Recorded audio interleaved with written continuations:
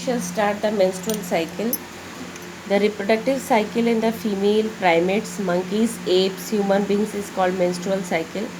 The first menstruation begins at puberty and called menarche. In human females, menstruation is repeated at an average interval of about 28 to 29 days, and the cycle of the event starting from one menstruation till the next one is called menstruation cycle.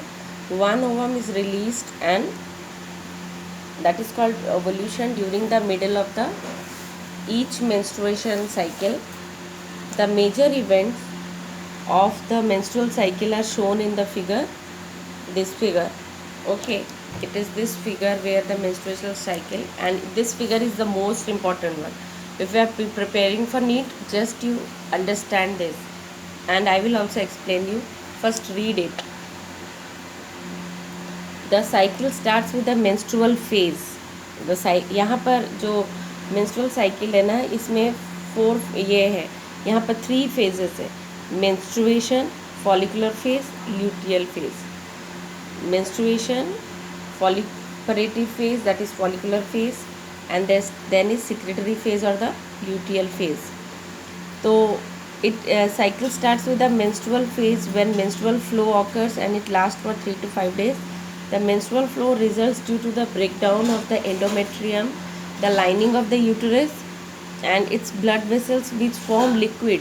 endometrium जिसमें blood vessels भी है, वो cells भी है, वो टूट जाता है, तो through vagina it comes out. Menstruation occurs if the released ovum is not fertilized. Menstruation only occurs if the released ovum is not fertilized. Lack of menstruation may be indicative of pregnancy. However, it may be due to other underlying causes like stress, poor health. The menstrual phase is followed by the follicular phase. Menstrual phase is followed by the follicular. Next is the follicular phase. तो menstruation हो गया ख़त्म. तो यहाँ अब इसके बाद क्या स्टार्ट होगा? In this phase, primary follicle in the ovary grow to become a fully mature Graafian follicle. Okay, oogenesis में हम लोग पढ़ रहे थे कि जो प्राइमरी फॉलिकल है वो तो प्री बर्थ मतलब फिटस में रहता है प्राइमरी फॉलिकल. अब वो उसके बाद प्राइमरी फॉलिकल, यहाँ पर जो था एक पिक्चर, प्राइमरी फॉलिकल यहाँ तक प्यूबर्टी तक यहीं आके स्टॉप हो जाता है, प्रोफेज 1 में स्टार्ट होके रह जाता है. तो उसके बाद जब मेंस्ट्रुएशन होता है, ख़त्म होता है मेंस्ट्रुअल साइकिल, तब ये जो प्राइमरी फॉलिकल है, प्राइमरी ये जो oocyte है, वो फिर मैच्योर ग्राफियन फॉलिकल में बदलता है. ठीक है, सेकेंडरी oocyte में. तब हर साइकिल में प्राइमरी फॉलिकल जो है every time it changes into the Graafian follicle, and simultaneously साथ में एंडोमेट्रियम में भी चेंजेस आता है. प्राइमरी फॉलिकल भी सेकेंडरी साइट में बदलता है, मतलब primary follicle changes into Graafian follicle as well as endometrium. What is endometrium? Uterus का अंदर के लाइनिंग को एंडोमेट्रियम बोलते हैं. वो भी हर समय बनता रहता है. ठीक है, next is it regenerates through proliferation. These changes in the ovary and the uterus are induced by the levels of pituitary and ovarian hormones. ये pituitary hormones को हम pituitary क्या करता है? pituitary रिलीज करता है gonadotropin releasing hormone. ये क्या करता है? pituitary hormones एक है, ovarian hormones एक है. ये भी जानना बहुत ज़रूरी है. गोनेडोट्रोपिन्स, पिट्यूटरी जो है वो रिलीज़ करता है LH and FSH, LH and FSH, luteinizing hormone and follicular stimulating hormone. ये इनके पास ये जो हाइपोथैलेमस है ना, हाइपोथैलेमस वो एंटीरियर पिट्यूटरी, ठीक है, एंटीरियर पिट्यूटरी जो है उसको डायरेक्ट करता है gonadotropin releasing hormone, GnRH, gonadotropin releasing hormone release करवाने के लिए वो पिट्यूटरी को डायरेक्ट करता है. Hypothalamus directs pituitary to release gonadotropin LH and FS. FSH. They increases during follicular phase and stimulates the follicular development as well as the secretion of the estrogen by the Graafian follicle.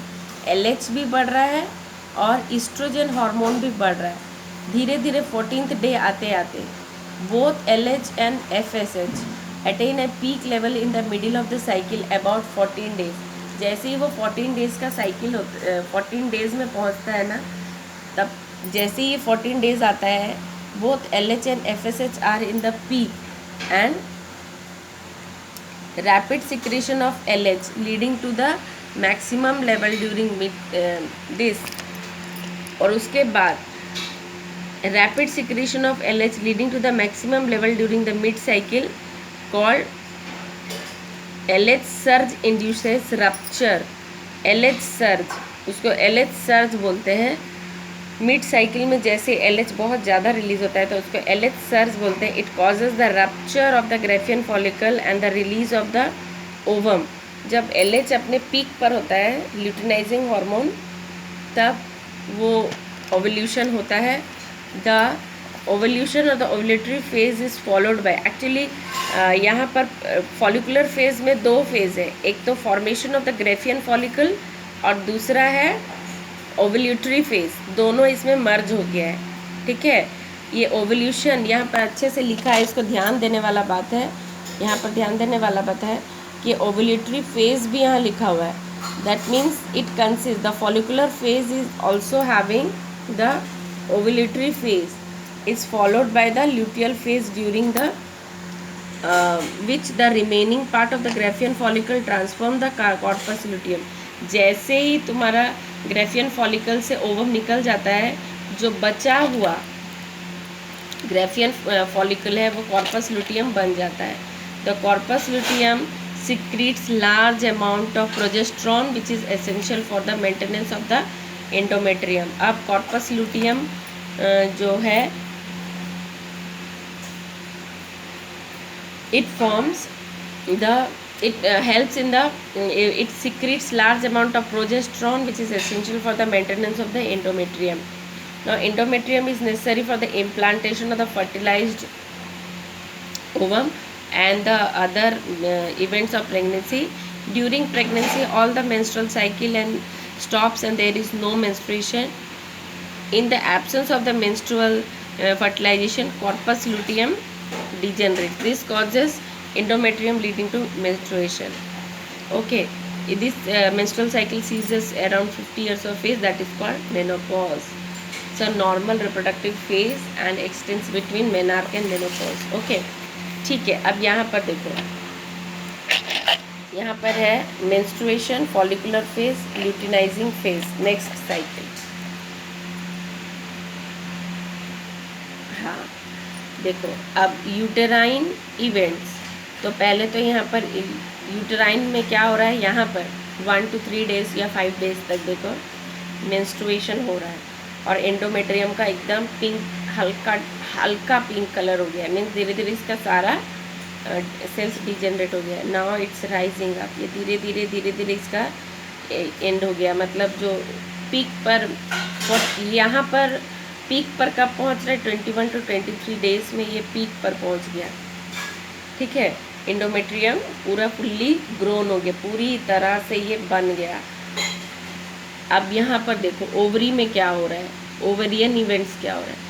Primary follicle धीरे धीरे 14 day होते होते ovulation हो रहा है और ovum निकल जा रहा है और ग्रेफियन फॉलिकल जो है वो कॉर्पस लुटियम में चेंज हो जा रहा है ना। अब हार्मोन्स को देखो, ovarian hormones, oestrogen and progesterone.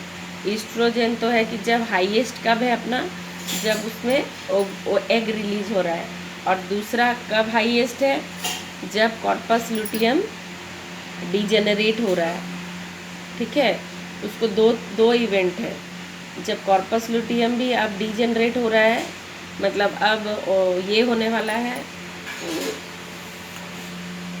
अब मेंस्ट्रुएशन साइकिल नेक्स्ट स्टार्ट होने वाला है, तब वो हाईएस्ट होता है। जैसे ही वो स्टार्ट हो जाता है, जैसे ही वो स्टार्ट हो जाता है मेंस्ट्रुएशन, फिर से ईस्ट्रोजन का जो लेवल है, ईस्ट्रोजन का लेवल जो है वो डाउन हो जाता है, लेकिन वो हाईएस्ट रहता है ओवल्यूशन के समय में और कॉर्पस लुटियम डीजनरेट होने के समय में, या अब एकदम दो समय बहुत हाई रहता है।